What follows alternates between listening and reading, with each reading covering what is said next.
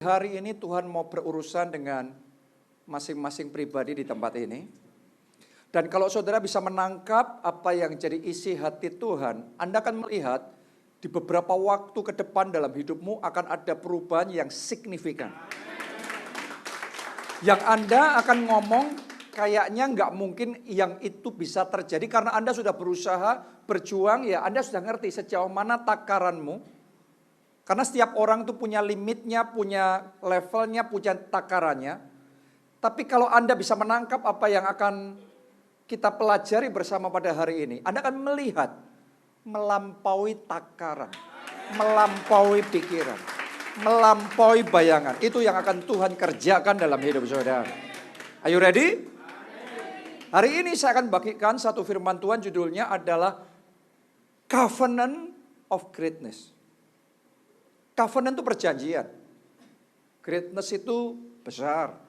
Perjanjian menjadi besar. Oke.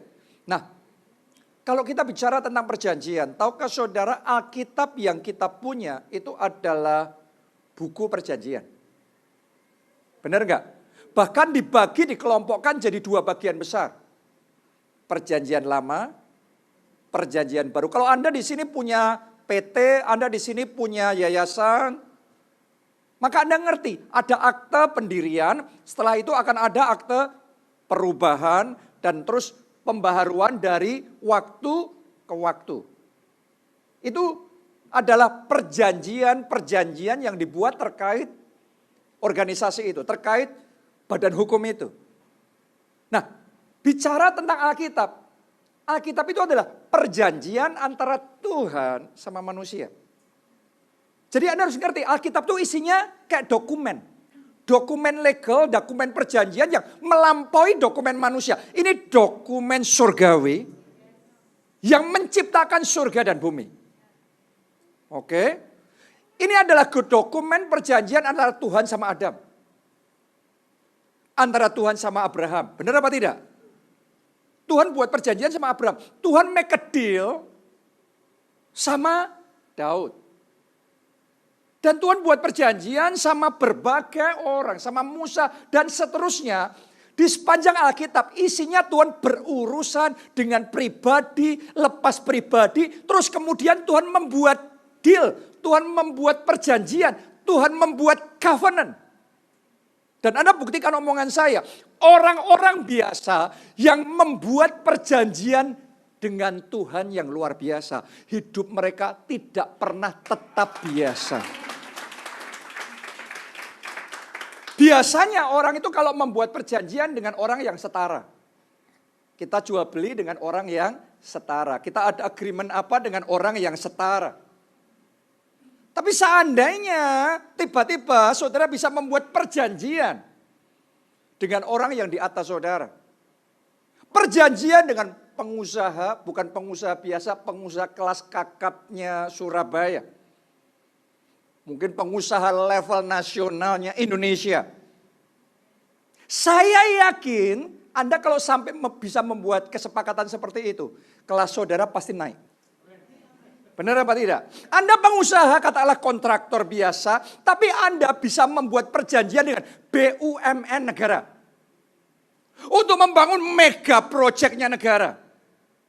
Maka Anda pengusaha biasa aja, cukup dengan bekal dokumen itu aja. Itu sudah menjamin masa depanmu besar, proyek-proyekmu besar, kemenanganmu besar, berkatmu besar. Dan yang luar biasa dalam Alkitab, itu adalah dokumen perjanjian. Allah menawarkan kepada kita umatnya, siapa yang mau membuat covenant sama dia. Siapa yang mau membuat perjanjian. Dan orang-orang yang membuat perjanjian dengan Tuhan, tidak pernah flat-flat saja, tidak pernah biasa-biasa saja. Orang biasa seperti Daud pun gembala domba yang cuma urusannya ngerjain 2-3 ekor domba. Tapi sekarang kemudian menjadi gembala atas seluruh bangsa Israel. Atas jutaan jiwa. Bukan domba lagi, levelnya manusia. Gembala bangsa Israel, jadi raja yang besar. Kenapa? Karena Daud membuat covenant sama Tuhan. Doa saya, setiap orang yang ada di tempat ini, Anda juga yang mengikuti secara online dari manapun Anda berada, hari ini adalah hari di mana Anda membuat perjanjian dengan Tuhan. Perjanjian secara pribadi dalam hidup saudara. Dan perjanjian yang akan membuat saudara besar. Kita baca ya, Kejadian 12 ayat 1 sampai 3. Berfirmanlah Tuhan kepada Abram, pergilah dari negerimu dan dari sanak saudaramu dan dari rumah bapamu ini ke negeri yang akan kutunjukkan kepadamu. Jadi dikasih perintah, tapi dikasih janji yang kedua. Ini janji Tuhan sama Abram. Aku akan membuat engkau menjadi bangsa yang besar. Abraham ini satu orang. Janjinya Tuhan bukan dibuat jadi keluarga yang besar. Bukan jadi suku yang besar. Tapi jadi bangsa yang besar. Ini kelasnya jauh sekali nih. Ibaratnya Anda baru punya satu toko kelontong. Tapi Tuhan ngomong perusahaanmu akan go public di Bursa Efek Indonesia. Dan itu omset akan triliunan rupiah. Itu Anda mikirnya bertahan hidup untuk bayar sewa. Berikutnya aja mikirnya kita belum bisa kepegang, kok muluk-muluk amat.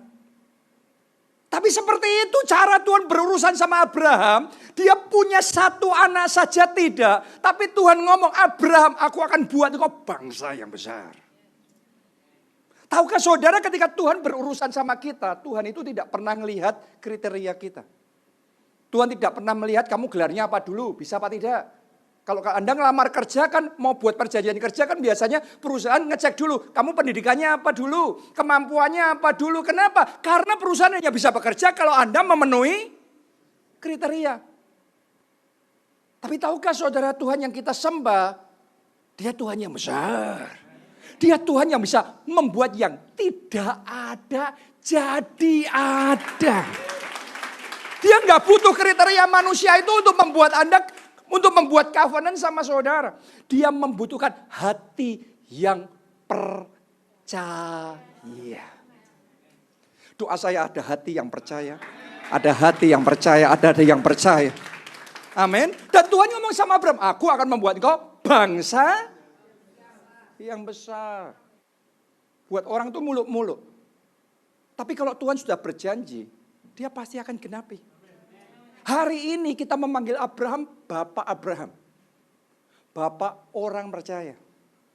Bahkan gini, Bapak banyak bangsa. Janjinya kamu akan kujadikan bangsa, satu bangsa yang besar. Tapi yang Tuhan lakukan jauh melebihi yang kita pikirkan dan bayangkan. Itu Tuhan kerjakan. Jadi doa saya akan ada orang-orang di tempat ini. Apa yang akan Anda alami bukan seperti yang Anda percayai. Tapi berlipat kali ganda. Melampaui dari yang Anda percaya. Oke, masih ingat gak mujizat 5 roti dan 2 ikan? Butuhnya memberi makan 5.000 orang laki-laki. Ditambah yang perempuan sama yang anak-anak sekitar 12-15 ribu. Tapi yang Tuhan kerjakan bukan cuma mereka semua makan kenyang. Atau bukan cuma makan sedikit. Mereka puas semuanya. Sisa 12 bakul. Saya kok ngerasa ya di ibadah ini. Akan ada orang-orang yang terima ekstra. Berlipat kali ganda. Double favor. Beyond imagination. Tuhan kerjakan sekarang. Terima. Terjadilah itu. Dalam nama Tuhan Yesus. Tepuk tangannya pula yang paling meriah buat Tuhan kita. Ini covenant of greatness-nya Tuhan buat Abraham. Aku akan membuat engkau menjadi bangsa yang besar. Dan memberkati engkau. Serta membuat namamu masyhur. Dan engkau akan menjadi berkat. Engkau akan memberkati orang-orang yang memberkati engkau. Dan mengutuk orang-orang yang mengutuk engkau. Dan olehmu semua kaum di muka bumi akan mendapat berkat. Waktu Abraham menerima janji ini, Abraham masih nobody. Jadi Anda jangan kebayang Abraham yang sekarang. Wah, kita ngelihat Bapak Abraham. Wah. Ini masih Abraham yang nobody. Siapa yang kenal Abraham waktu itu? Abraham yang sama seperti salah satu dari kita. Yang kayaknya ya biasa-biasa aja, nggak menonjol dari yang lain. Di antara keluarganya dia juga biasa-biasa aja. Tapi karena ada covenant, karena ada perjanjian, orang biasa jadi orang luar biasa. Jadi mari kita buat perjanjian dengan Tuhan mulai sekarang. Mungkin Anda merasa apa? Saya layak. Tapi Alkitab memberitahu di Galatia 3 ayat 29. Jikalau kamu adalah milik Kristus. Siapa percaya Anda milik Kristus? Siapa yang sudah punya Yesus di dalam hati saudara? Berarti janji ini juga untuk saudara. Oke? Jikalau kamu adalah milik Kristus, maka kamu juga adalah keturunan Abraham dan ini nih, lihat nih. Baca kalimat terakhir. 2, 3. Berhak menerima janji Allah. Coba katakan berhak. Katakan saya berhak. Berhak itu Anda bisa menagih. Anda bisa mengenforce untuk mendapatkan yang menjadi hak saudara. Berhak itu bukan saya dapat enggak ya, itu berharap. Siapa tahu dapat. Ini bukan siapa tahu. Anda berhak. Kalau Anda milik Kristus, engkau adalah keturunan Abraham. Dan yang Tuhan janjikan sama Abraham, covenant of greatness, yang jadi janji Tuhan buat Abraham, Anda berhak. Haleluya. Mungkin buat saudara Anda masih berpikir, tapi saya punya banyak kekurangan, saya punya banyak kelemahan. Saya nggak punya skill yang seperti apa, nggak ada koneksi dan lain sebagainya. Apakah saudara tahu bahwa ketika Tuhan panggil Abraham, bahkan Abraham pada waktu itu masih belum kenal Tuhan. Jadi boleh dikatakan dia petobat baru. Kenapa? Karena Alkitab memberitahu kita bahwa Abraham itu sebenarnya bertumbuh di keluarga yang menyembah Allah lain. Jadi itu untuk pertama kalinya Allah mulai menampakkan diri kepada Abraham. Dan Abraham kenal Tuhan. Dia jiwa baru. Dia belum ikut som. Dia belum kelompok saya. Belum memenuhi standar pelayanan keluarga Allah Surabaya. Dia belum tahu cara ngomong shalom. Belum dibaptis air. Oke? Itu belum semuanya. Mungkin karena dia ada di keluarga yang menyembah berhala. Dia mungkin masih ada kekurangan ini, kesalahan ini, ada dosa ini, dosa itu. Dan kepada yang seperti itu, Tuhan memberikan covenant. Kalau kepada orang yang seperti itu, Tuhan bisa memberikan, bisa membuat kesepakatan, perjanjian. Artinya, buat saudara,